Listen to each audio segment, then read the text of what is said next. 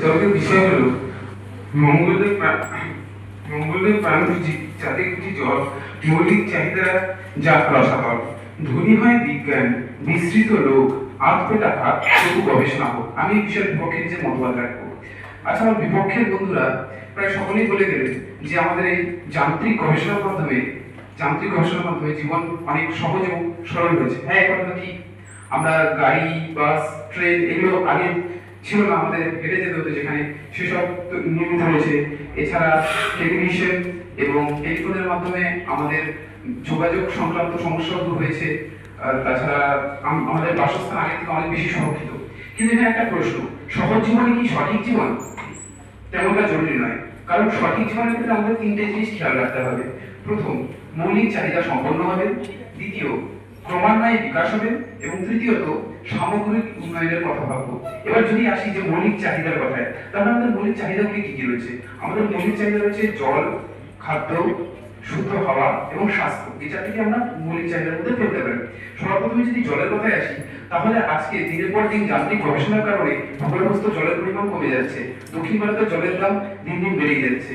অর্থাৎ জলের চাহিদা তো আমাদের দিন দিন বেড়ে যাচ্ছে, কিন্তু গবেষণার মাধ্যমে আমাদের জলাভাব আরো দিন দিন বেড়ে চলছে। তারপরে যদি আসি খাদ্যের কথায়, হ্যাঁ এটা ঠিক, খাদ্যের বিভিন্নতা বেড়েছে। আমরা আগে 5 রকমের খাবার খাই, এখন 25 রকমের খাবার খাই। কিন্তু গুণগত মান কি বেড়েছে? আগে যে খাদ্যে কোনো ভেজাল থাকতো না, সার, কীটনাশক ইত্যাদি আবিষ্কারের মাধ্যমে এখন প্রায় সকল খাবারই ভেজাল ছাড়া কোনো খাবার নেই। তারপরে যদি আসি শুদ্ধ হওয়ার কথায়, এর কথা তো না বলেই ভালো। দিল্লিতে 400 AQI পার হয়ে গেছে, এয়ার কোয়ালিটি ইন্ডেক্স। আমাদের কোচবিহারের মতো শহরে শীতকালে AQI 200 থেকে 300 থাকছে, যেখানে আমাদের যে স্বাস্থ্যকর যে AQI সেটা 50 এর নিচে মানা হয়।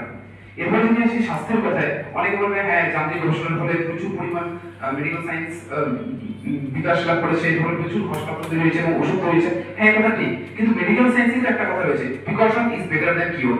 আমরা কি শুদ্ধ হাওয়া, জল এবং খাদ্য এগুলো ভালোভাবে পাচ্ছি? এগুলো যদি ভালোভাবে পেতাম তাহলে তো আমরা এত অসুস্থ হতাম না। আজকে ভারতকে পৃথিবীর ডায়াবেটিস ক্যাপিটাল বলা হয়, এটা কি বলা হতো? নিশ্চয়ই হতো না। তাই প্রিকশন বেটার দ্যান কিওর, এটা বলা অবশ্যই ইম্পর্টেন্ট। এছাড়া আমাদের সুস্থ জীবন, সঠিক জীবন, সঠিক জীবনের জন্য আমাদের সবসময় প্রকৃতির কাছে থাকতে হবে। আমরা প্রকৃতি থেকে যত দূরে চলে যাব, আমাদের কিন্তু জীবনে স্বাচ্ছন্দ্য থাকবে না। শুধু যান্ত্রিক গবেষণার মাধ্যমে অর্থনৈতিক বিকাশই কিন্তু আমাদের সুস্থ সতেজ জীবনকে চালিত করতে পারবে না। তাই গরিব ভাষায় বলতে গেলে, দাও হলে সে অরণ্য, লয়ে নগর, ল যত লোক হলো কাষ্ঠ বস্তু। এটা তো গেল মৌলিক চাহিদার কথা। এবার আসবো ক্রমান্বয়ে বিকাশ হওয়াটা ইম্পর্টেন্ট, তো ক্রমান্বয়ে বিকাশ হওয়াটা ইম্পর্টেন্ট, কিন্তু বিকাশ শব্দের অর্থ কি সেটা আমাদের জানতে হবে। বিকাশ তো শুধু অর্থনৈতিক বিকাশ নয়, শারীরিক বিকাশ, মানসিক বিকাশ এবং সামাজিক বিকাশ, এই সবকিছু কিন্তু বিকাশের মধ্যে পড়ে। তাই অর্থনৈতিক বিকাশ যদি আমরা খেয়াল রাখি, তাহলে সেটা তো যান্ত্রিক গবেষণা করার প্রতিদিন বৃদ্ধি পাচ্ছে। কিন্তু আমাদের মানসিক বিকাশ, শারীরিক বিকাশ তা কি হচ্ছে? আমরা কি দিন দিন আরো সামাজিক হচ্ছি, নাকি বদ্ধ করে আটকে পড়ে থাকছি? আচ্ছা, এগুলো হচ্ছে বিকাশের কথা। এবার আরেকটি কথা, সেটা হচ্ছে সামগ্রিক উন্নয়ন। আমরা মানুষেরা সত্যি খুব স্বার্থপর, না হলে এই পৃথিবীতে টোটাল 1 ট্রিলিয়ন জীব রয়েছে। আমরা আজকে যত কথা বললাম সবকিছু শুধু মানুষের দৃষ্টিভঙ্গিতেই বললাম। এই 1 ট্রিলিয়ন জীব যে রয়েছে, তাদের কি হচ্ছে? তাদের কথা তো আমরা কেউ বলছি না। আমরা আমাদের মানবিক কার্যকলাপের জন্য আমাদের বিভিন্ন প্রকার জীব পৃথিবী থেকে বিলুপ্ত হয়ে গেছে। যারা বিলুপ্ত হয়ে গেছে, আমার মধ্যে তারা বেঁচে গেছে।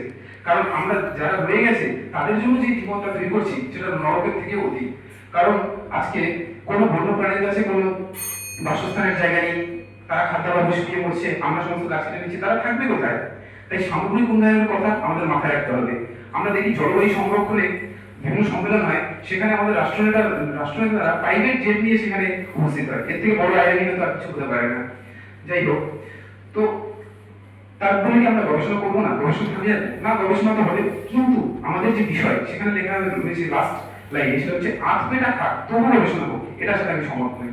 যান্ত্রিক গবেষণা চলবে, আমাদের খাদ্যাভাব থাকবে, সব থাকবে, তারপরে যান্ত্রিক গবেষণা আমরা চালিয়ে নিয়ে যাবো, এটার পক্ষে আমি একমত নই। আমাদের সুস্থ স্বাস্থ্যকর জীবন, সতেজ জীবন, স্বাচ্ছন্দ্যময় জীবন, এটি আগে পূর্ণ হবে, তারপরেই আমরা যান্ত্রিক গবেষণার দিকে আরো নজর দেবো। ধন্যবাদ, নমস্কার।